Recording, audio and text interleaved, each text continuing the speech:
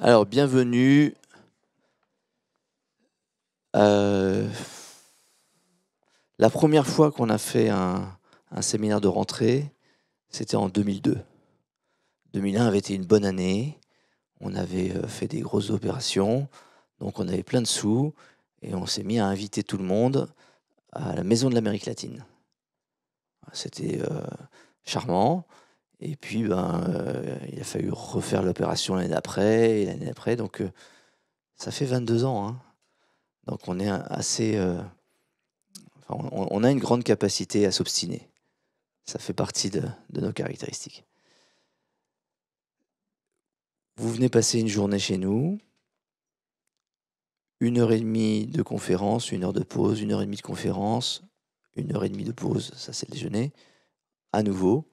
Donc, vous venez à la fois écouter des choses sur des thèmes que vous ne connaissez pas encore, mais que vous allez devoir deviner, car à la fin de la journée, on va voir si vous avez compris le thème caché. Et vous allez pouvoir discuter entre vous, vous rencontrer.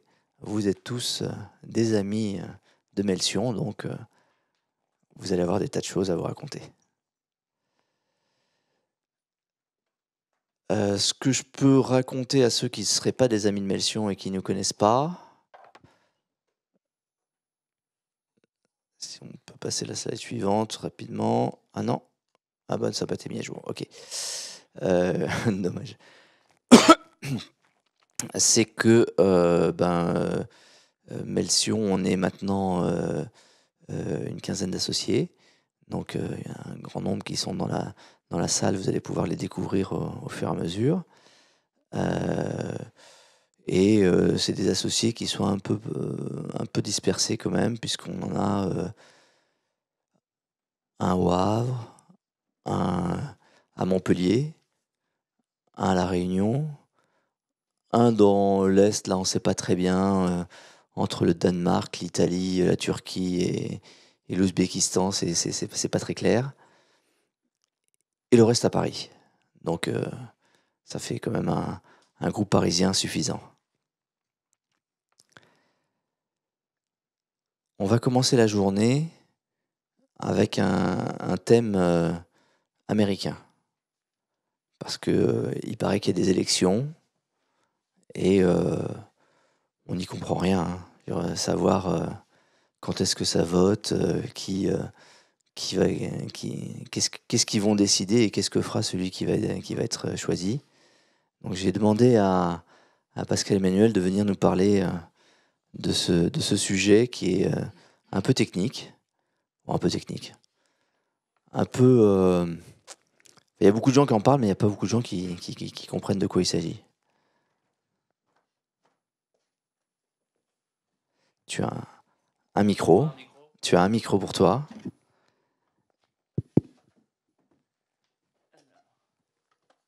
Alors, Pascal Emmanuel, pour ceux qui ne le connaissent pas, c'est PEG.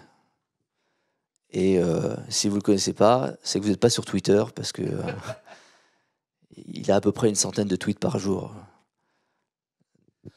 Peut-être, ouais, non, c'est possible.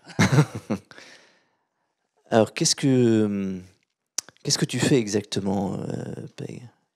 Alors, je rigole de cette photo parce que certains d'entre vous ont remarqué que ma fille qui va rentrer en 4e est venue ici. Et quand cette photo a été prise, je me souviens très bien, elle était bébé. Donc, Tu n'as pas changé. voilà. Et Tu es resté le même. Et on peut voir que ma calvitie n'a pas progressé. C'est une victoire. Donc, voilà. Alors, donc je suis effectivement le fondateur depuis cette année d'une entreprise qui s'appelle Sphère Média. On fait des médias de niche qui s'adressent aux professionnels. Et notre premier site s'adresse... En fait, si vous connaissez la lettre A, qui s'appelle maintenant La Lettre, on est un peu l'équivalent américain. Donc, on est un média de niche qui s'adresse aux décideurs politiques américain, puisque avant cette création, j'ai créé une autre entreprise qui était... je vais le dire de manière drôle, on était le Melsion des entrepreneurs politiques américains. Avec 2 associés, et avant ça, j'ai eu une carrière, dans le journalisme politique et les think tanks. Donc, une carrière, à l'intersection de la politique et des médias, aux États-Unis. Donc aujourd'hui, ce que tu fais, c'est tu scannes tous les think tanks américains, tu regardes leur but réel et tu communiques aux autres. Voilà, c'est ça. C'est, on couvre, un domaine qui s'appelle la policy aux États-Unis, qui n'existe pas vraiment en France. Enfin, qui existe, ça existe par définition, mais qui est beaucoup moins développé. C'est-à-dire, c'est ce Moins qui est structuré. voilà, en amont de la législation. Puisque en général, quand il y a un projet de loi, une proposition de loi, une nouvelle réglementation, et cetera, avant, c'était, un rapport de think tank, un rapport d'experts, et cetera, et cetera. Et donc on essaye d'être en amont, de la décision politique et d'apporter, cette information, à plus-value à nos abonnés. Donc tu connais bien ce qu'on appelle Washington. Un peu. Ok. Est-ce que tu peux nous décrire la bête alors? C'est bien, tu fais le même truc que moi, c'est-à-dire tu poses des questions, ultra ouvertes pour déstabiliser l'interlocuteur. Pas du tout, je pose des questions qui m'intéressent. Je suis bienveillant. Alors, si je devais dire quelque chose au sujet de Washington, que la plupart des gens ne savent pas ou n'imaginent pas, la partie submergée de l'iceberg, c'est que les lieux de pouvoir, il y a un décalage entre les vrais lieux de pouvoir et ce qu'on voit à la télé et ce qu'on voit dans les journaux.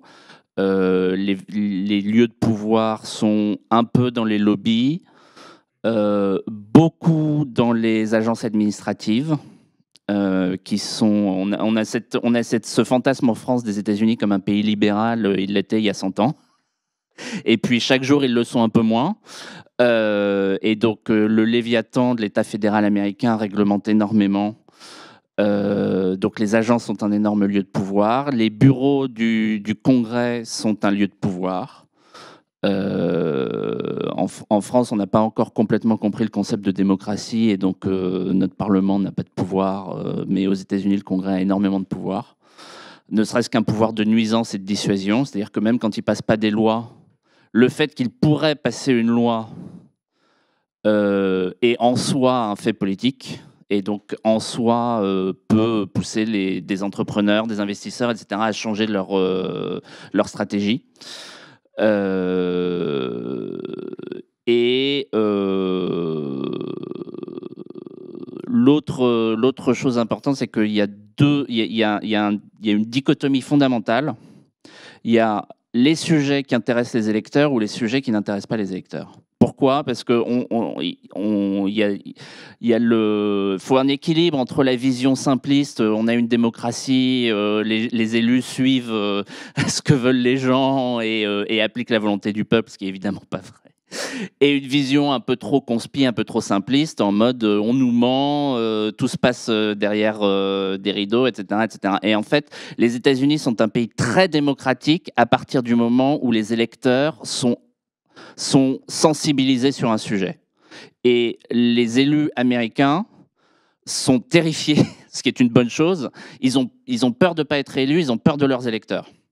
Et donc, sur les sujets où l'électeur est sensibilisé, c'est la voix populaire qui l'emporte. Sur les sujets où les électeurs s'en fichent, c'est les lobbies qui l'emportent. Voilà. Et donc, et cette dichotomie-là, elle est fondamentale.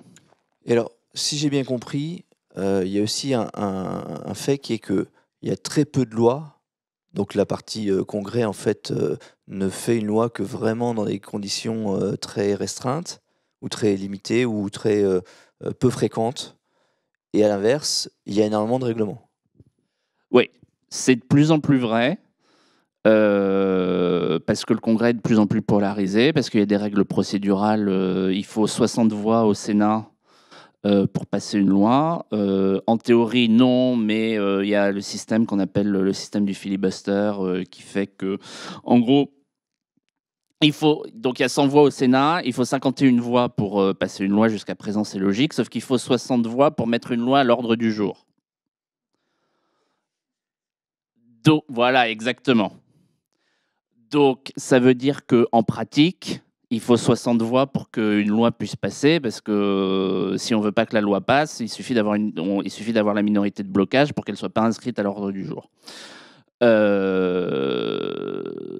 Donc, le Congrès et la nature a horreur du vide. Donc, si le pouvoir existe, et si quelqu'un abandonne le pouvoir, quelqu'un d'autre le prendra. Et donc, le Congrès, effectivement, a de plus en plus tendance à abandonner le pouvoir, et donc il est de plus en plus pris par les agences réglementaires de la branche exécutive, puisque c'est un gouvernement à 3 branches. Et par les juges fédéraux.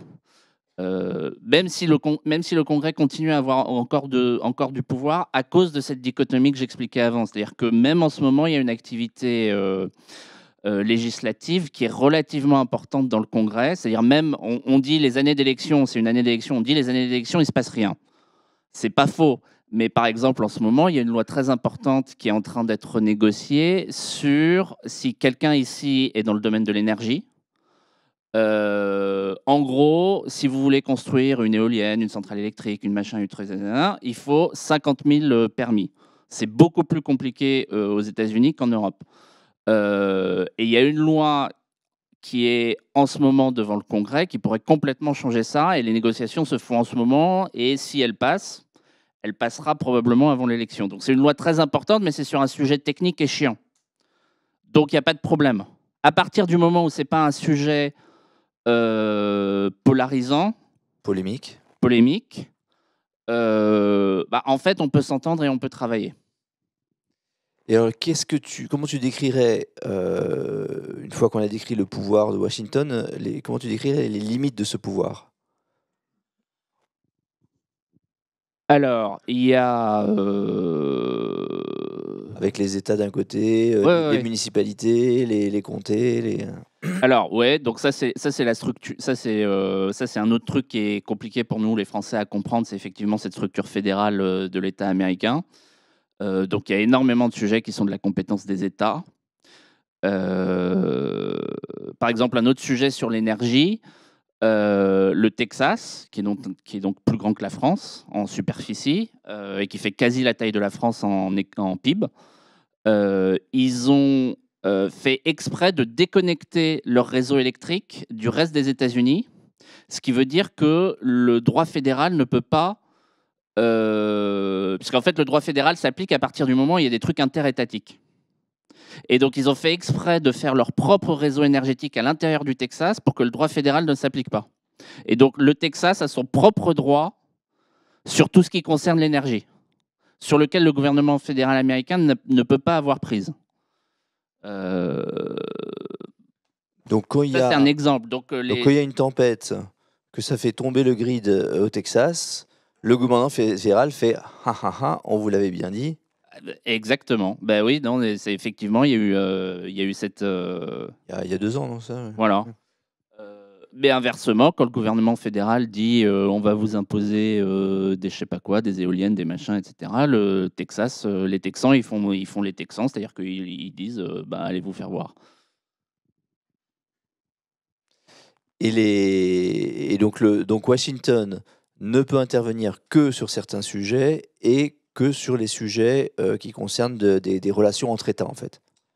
Voilà. Donc, alors, il y a la théorie et il y a la pratique. La théorie, les compétences de l'État fédéral sont limitées dans la Constitution à un certain nombre de compétences, et toutes les autres compétences, c'est le 10e amendement, appartiennent soit aux États, soit aux individus. La pratique, c'est que l'État fédéral finance énormément de choses. Donc un exemple typique, par exemple, c'est l'éducation. En théorie, l'éducation est une compétence des États et le gouvernement fédéral américain n'a rien à dire sur l'éducation. En pratique, le Department of Education, donc il y a un ministère de l'éducation, pour un truc qui n'est pas une compétence fédérale, c'est bizarre. En fait, qu'est-ce qu'il fait le ministère de l'éducation? Il distribue des chèques et des subventions. Donc, le gouvernement fédéral, en théorie, n'a le droit de rien imposer. Maintenant, il dit, ah bah si vous faites pas ça, ok, vous avez le droit, mais par contre, je retire les subventions. Et donc, en pratique, ça fait que le pouvoir fédéral sur l'éducation est très, très important. Et il y a de nombreux domaines où ça fonctionne comme ça. Oui, j'ai l'exemple en matière de nutrition. Les recommandations journalières que sont faites par le gouvernement fédéral s'appliquent à tous ceux qui ont des cantines et qui touchent de l'argent fédéral. Donc, tous les trucs des vétérans, tous les trucs des hôpitaux qui touchent des sous fédérales. Enfin, c'est effectivement un moyen puissant de dire puisque je te donne de l'argent, c'est que tu acceptes l'ensemble de mes normes. Oui. Donc, le cliché français des États-Unis comme pays ultralibéral, c'est un pays qui était libéral et qui se socialise en fait, depuis la crise financière et depuis Obama. Le niveau de régulation, d'augmentation de la régulation de la dépense publique, etc., est en train d'approcher les niveaux européens.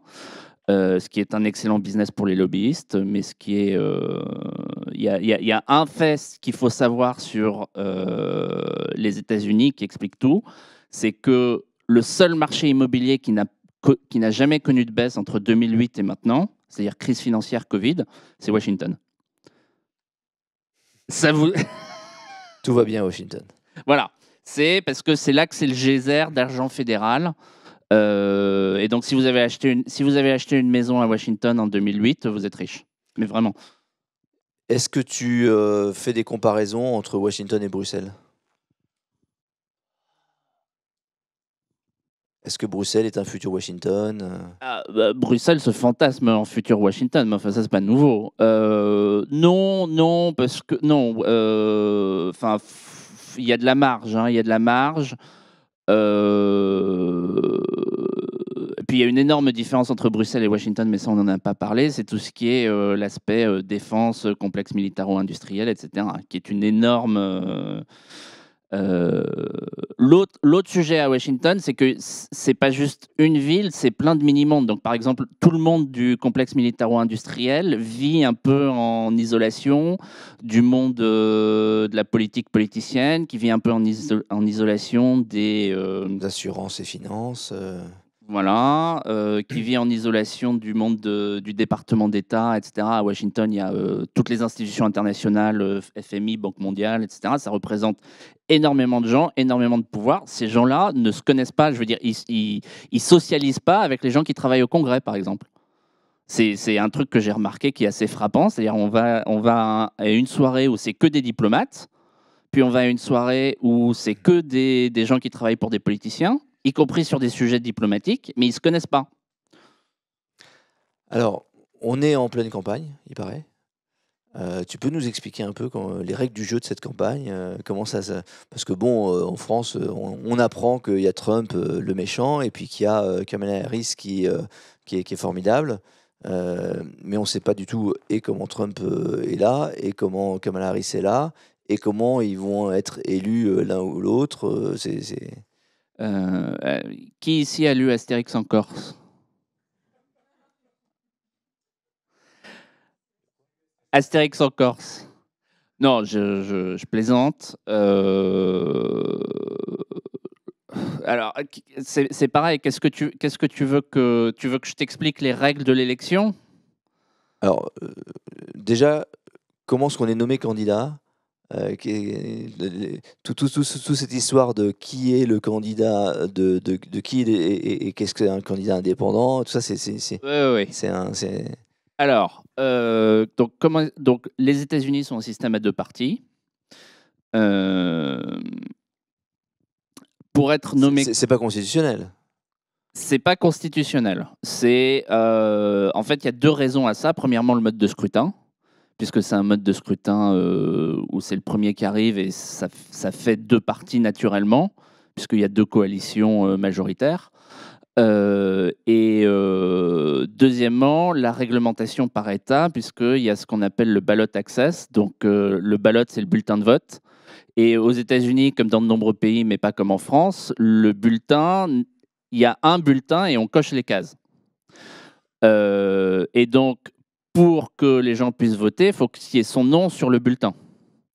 Et donc, alors ça varie entre les États, mais en gros, dans tous les États, ou presque, le candidat démocrate ou républicain est automatiquement sur le bulletin. Et si vous êtes un candidat d'un autre parti, c'est beaucoup plus compliqué. Alors les règles varient selon les États, mais il faut soit récolter 50 000 signatures, par exemple, ou voilà, c'est beaucoup plus compliqué. Donc oui, le système est fait pour favoriser qu'il y ait deux partis. Donc dans les deux grands partis, pour être le candidat officiel, il faut être juridiquement, tous les 4 ans, les partis font une convention, un congrès en français, en bon français, où le candidat est désigné par les délégués du congrès. Et ces délégués sont en théorie élus par des primaires. Mais c'est donc un système de démocratie indirecte, puisqu'on suit les primaires, mais en fait, les primaires ne désignent pas un candidat, ils désignent des délégués, et ensuite les délégués vont au congrès, et c'est eux qui choisissent le candidat, juridiquement. Alors, pendant très longtemps, d'ailleurs, ce n'était pas du tout juridique, c'était vrai, c'est-à-dire que pendant très longtemps, avant le congrès, on ne savait pas qui serait le candidat. Aujourd'hui, le fait que l'immense majorité des délégués sont élus par des primaires font qu'il y a une espèce de pression démocratique. La question s'était posée pour Trump en 2016, c'est-à-dire que Trump il avait gagné beaucoup de primaires, mais comme il était détesté par le parti institutionnel, on s'était dit est-ce qu'on ne peut pas le virer à la convention? Et puis au final, on s'est dit bah non, on peut quand même décemment pas ne pas nommer le type qui a été choisi par les militants. Mais juridiquement, la question aurait pu se poser. Donc, est-ce que la question c'est pas ce qui justement s'est posé avec Kamala Harris, parce qu'il n'y a pas eu de vote en l'occurrence, c'est une décision. Donc, alors pour Kamala Harris, ce qui s'est passé juridiquement, c'est que donc Joe Biden était candidat aux primaires sans opposition, donc ça n'a pas parlé, mais techniquement il y a eu des primaires, donc il a eu plein de délégués. À partir du moment où il a décidé, où on l'a fait décider, mais enfin ça c'est un autre sujet, à partir du moment où il a décidé de ne pas être candidat, tous ces délégués deviennent libres de voter pour qui ils veulent. Et ensuite Kamala s'est imposée comme seule candidate. Alors, question 1. Juridiquement, il n'y a pas de problème. Ensuite, c'est de la politique. Question 1. Qui tient le prompteur? Alors, c'est très grave parce que personne ne sait. Enfin, là, par contre, vous pouvez. Je disais avant qu'il fallait pas être complotiste. Là, vous pouvez être aussi complotiste que vous voulez. C'est-à-dire que le fait que Joe Biden est gravement sénile est quelque chose que tout le monde sait depuis avant son élection. Maintenant, ça y est, c'est admis. Que Kamala Harris n'est limitée intellectuellement, ça peut se dire. On est entre nous. Et aussi quelque chose de su. Et donc, qui dirige le gouvernement des États-Unis est une vraie question et personne ne sait. Donc la plaisanterie aux États-Unis, c'est qui tient le prompteur, c'est-à-dire qu'on dit que Biden ne fait que lire ce qu'on lui dit, mais qui du coup écrit ce qu'il y a devant lui. Voilà, alors pendant longtemps, c'était Ron Klain qui était conseiller de longue date de Joe Biden, qui est devenu Chief of Staff. Donc pour ceux qui ont vu West Wing, le Chief of Staff, c'est de facto le Premier ministre. Directeur de cabinet en France. Voilà, directeur de cabinet, équivalent du secrétaire général de l'Élysée, etc. Donc pendant longtemps, c'était lui, plus ou moins, en tous les cas sur la politique intérieure. Et puis à un moment, il est parti, personne ne sait pourquoi. Non, mais là, par contre, c'est grave parce qu'il y a vraiment un côté kremlinologie où il y a un mec grabataire qui arrive à la télé et en fait on ne sait pas et on essaye de lire les signaux fumés et je vous dis ça en tant que type qui enfin s'il y avait qui est payé pour savoir, je sais pas qui a dit ça, qui est payé pour comprendre, voilà, et qui connaît les gens qui, s'il y avait une réponse claire, me l'auraient donné. Donc voilà. Autre question qui fâche, donc il y a eu Joe Biden qui était candidat et qui était bien installé comme candidat, c'est-à-dire avec ses tranchées autour et à dire je resterai candidat quoi qu'il arrive. Et tout d'un coup, il a changé d'avis. Il y a des articles dans la presse américaine qui parlent d'un coup d'État. Euh, Comment tu analyses ça? Alors, ce qui s'est passé, c'est-à-dire qu'il a eu son débat avec Trump, qui était absolument catastrophique, où il cherchait ses mots, où où sa sénilité, c'est triste, hein, niveau humain. C'est un vieux monsieur qui est atteint de sénilité. Je crois que la phrase qui tue, c'était Trump qui dit j'ai pas compris ce qu'a dit Joe, mais je crois que lui non plus. Oui, voilà. Mais justement, Trump, en fait, pendant ce débat, il était très intelligent. Il s'est retenu. Il n'a pas trop fait le Trump. À un moment, il n'a pas pu résister. Donc, le contraste était très saisissant entre les deux. Et donc, alors, coup d'État. Enfin, évidemment qu'à partir de ce moment-là, si tu veux, il y a eu une espèce d'énorme panique chez les cadres du Parti démocrate. Le Parti démocrate étant un parti très peu démocrate. Mais à la limite, c'est leur organisation interne. Je veux dire, à l'intérieur d'un parti, il n'y a pas de loi divine qui dit que c'est forcément les militants du parti plutôt que les cadres qui décident. Donc c'est sûr qu'il y a eu des pressions politiques sur Biden, il y a eu des pressions de la part des donateurs, il y a eu des pressions de la part des éléphants entre guillemets du parti, tel Nancy Pelosi, tel Barack Obama, etc. Donc beaucoup de rumeurs prétendent que c'est lui le vrai Manitou du gouvernement Biden. Alors moi j'ai des amis c'est ce que je disais avant, c'est-à-dire que j'ai des sources confidentielles qui me disent oui c'est Obama qui dirige, et j'ai des sources confidentielles qui me disent non, Obama lui il en avait déjà marre quand il était président. Donc il est en vacances, il a son jet privé, il a sa maison à Martha's Vineyard, il joue au golf, c'est absolument pas lui qui dirige. Et on sait rien. On sait rien. Et j'en sais rien. Ouais. Donc est-ce que des pressions très fortes sont un coup d'État? Faut pas exagérer non plus. Je veux dire, personne lui a mis on lui a mis le flingue sur la tempe au sens figuré, pas au sens littéral. Voilà. Il y a des gens qui se posent même la question de savoir si c'est lui qui a fait le tweet initial. Enfin, lui. Ah oui, effectivement, il y a eu tout ce truc où il est parti dans sa maison de campagne et il y a un tweet qui est sorti alors que il parlait. Non, mais ça s'est passé de manière étonnante. Voilà. Il y a clairement eu une espèce de panique interne au Parti démocrate pendant une semaine ou deux. Dernière question avant de prendre 2-3 questions de la salle. Là, donc, il va y avoir une élection.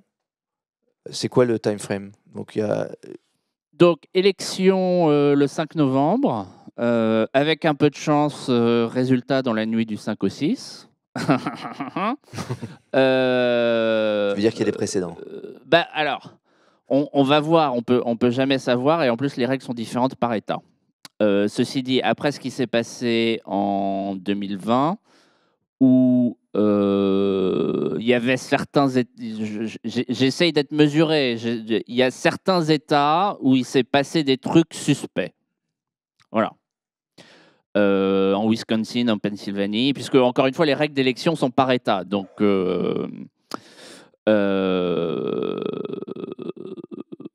au niveau des États, ce qui s'est passé dans les 4 ans entre-temps, c'est que c'est très simple. C'est-à-dire que les États contrôlés par les républicains ont renforcé leurs procédures sur le vote pour s'assurer que tout soit sécurisé. Les États contrôlés par les démocrates ne l'ont pas fait. Donc il y a des États où ça va beaucoup mieux se passer, comme la Virginie, comme l'Arizona. Il y a des États où il est possible que ça se passe mal, comme la Pennsylvanie, comme le Michigan. Avec un peu de chance, on aura le résultat le soir de l'élection, mais il est possible que non, il est possible qu'il y ait des procès, etc., etc. En admettant qu'on ait les résultats le soir de l'élection, si c'est Trump, il y a une période de transition et il est officiellement intronisé président en janvier. La période de transition est très importante puisque c'est là que sont nommés ce qu'on appelle le plum book, c'est-à-dire les 6000 postes des dirigeants de toutes les administrations fédérales. Et si c'est Kamala qui est élu, bah, en fait, il se passe rien puisque c'est la continuation en fait de la même chose vu que Biden n'est plus.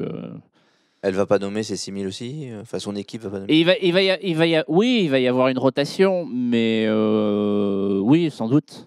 C'est une équipe californienne qui va prendre la place plutôt qu'une équipe de... Alors Kamala, elle a une autre caractéristique, c'est-à-dire que personne n'arrive à travailler pour elle plus de 6 mois. Elle est connue pour ça, ses équipes démissionnent, et cetera et sachant que, travailler pour quelqu'un qui est, un probable futur président, c'est On a envie de s'accrocher normalement. voilà, on a envie de s'accrocher. On est prêt à subir des choses. Voilà, exactement. Donc, le turnover dans l'équipe de Kamala depuis, c'était vrai quand elle était au Sénat. Je ne sais pas trop sur sa période californienne, mais c'était vrai quand elle était au Sénat et c'est vrai depuis qu'elle est vice-présidente. C'est-à-dire que tous les, allez, 8 mois, 10 mois, 12 mois, 18 mois, il y a la moitié de son staff qui claque la porte. Et la fois d'après, c'est l'autre moitié qui claque la porte. Donc, non, mais tu poses la bonne question. C'est pour ça que je dis il n'y aura pas vraiment de changement parce qu'effectivement, il y a des candidats, ils arrivent, ils ont leurs équipes, ils ont leurs conseillers qui les accompagnent depuis longtemps. Et donc effectivement, même quand c'est au sein du même parti, quand il y a un nouveau président, ça change le personnel à l'intérieur. Mais là, non, elle n'a pas ça. C'est d'ailleurs pour ça qu'elle a pris aucune position politique, c'est parce qu'elle n'a pas de conseiller politique. On ne sait pas quelles sont ses positions sur l'économie. On ne sait pas quelles sont ses positions. Alors sur la politique étrangère, n'en parlons pas. Comme la Californie est un État d'extrême gauche. Et qu'ensuite elle a été au niveau national, elle s'est recentrée sur tous les sujets, elle a pris chaque position et son inverse. Hein.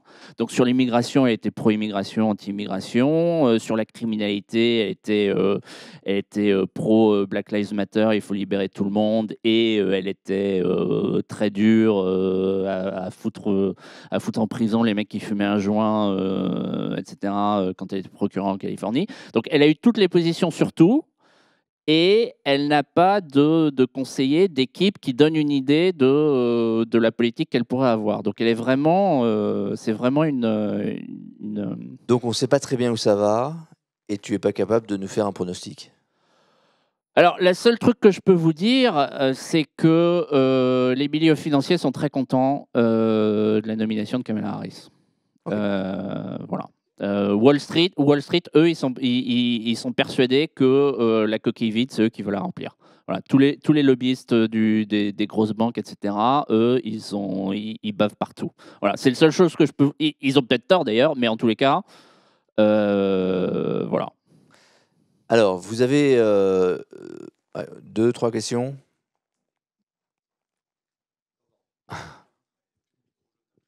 Alors, voilà, je voudrais qu'on adresse ce sujet.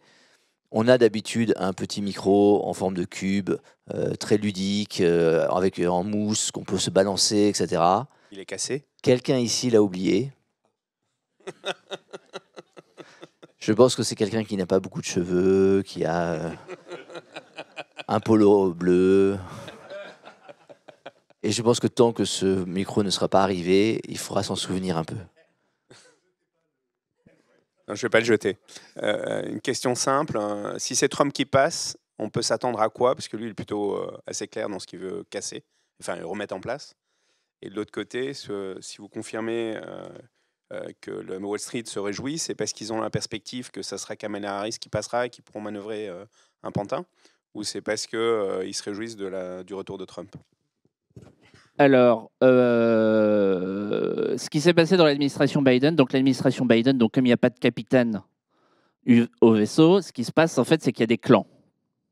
Et il y a deux prototypes, si vous voulez, de décideurs au sein de l'administration Biden. Il y a des vieux démocrates qui ont la cinquantaine, qui sont un peu des hommes blancs, etc., qui ont été à l'école Clinton, qui ont été à l'école de ces démocrates modérés centristes des années 90. Dont est issu Biden lui-même.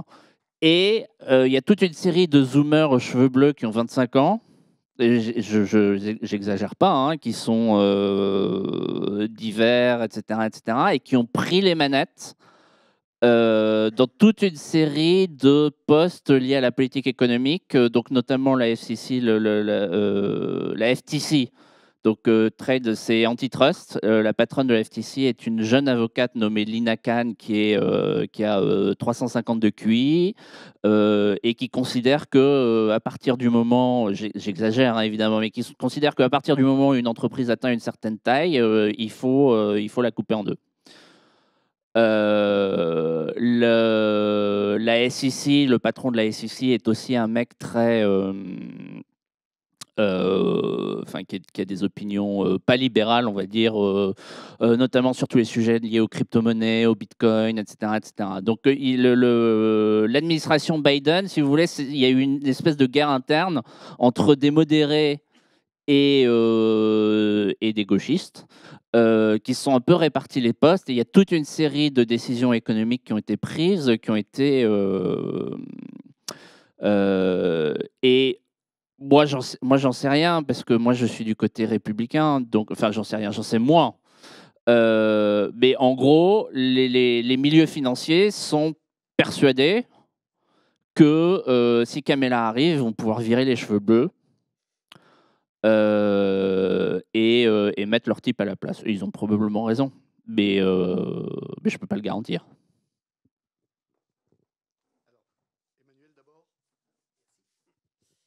Oui, merci.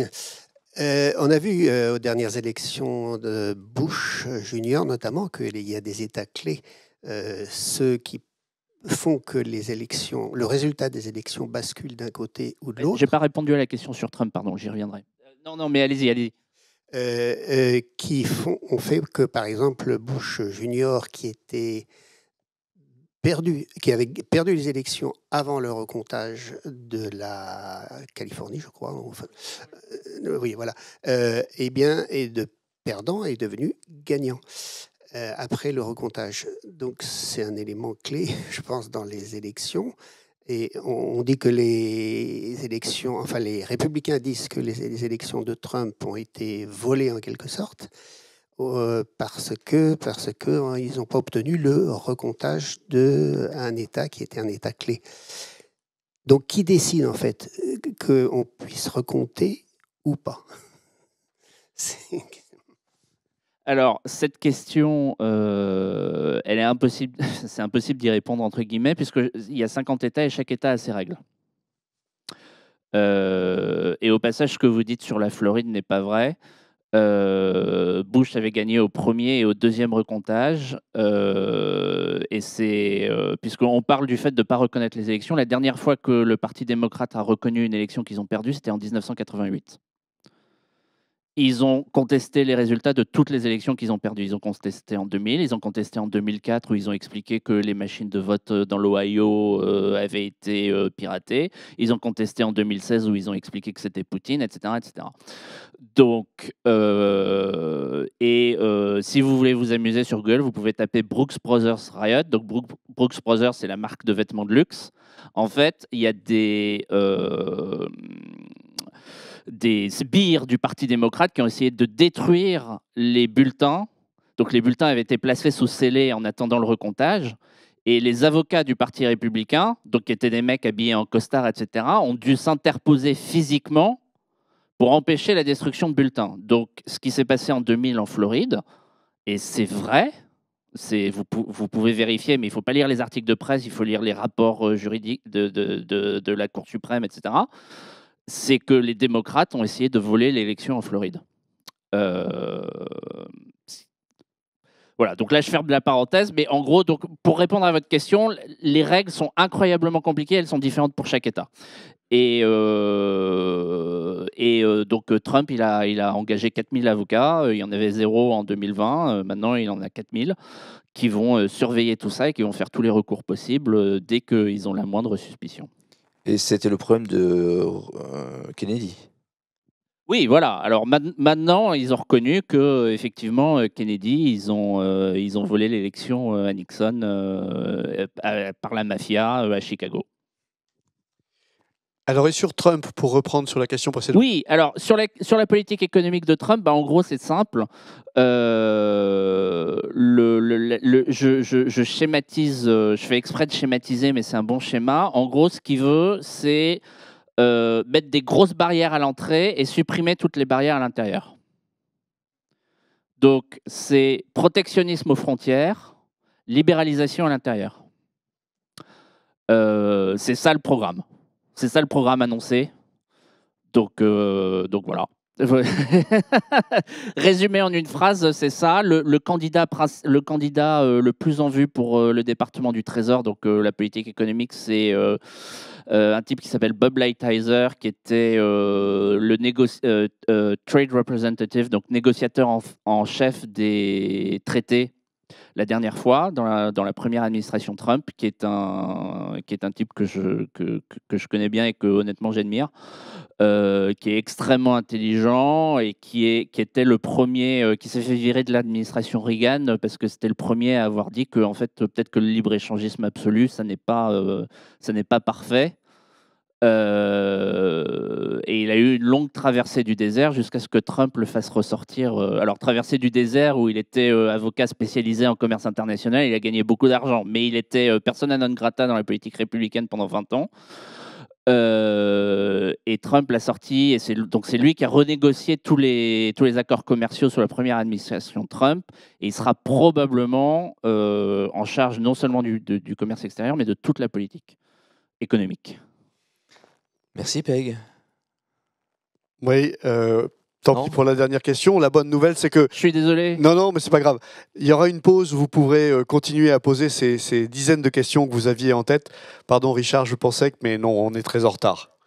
On peut remercier Pascal-Emmanuel Gaubry. Merci.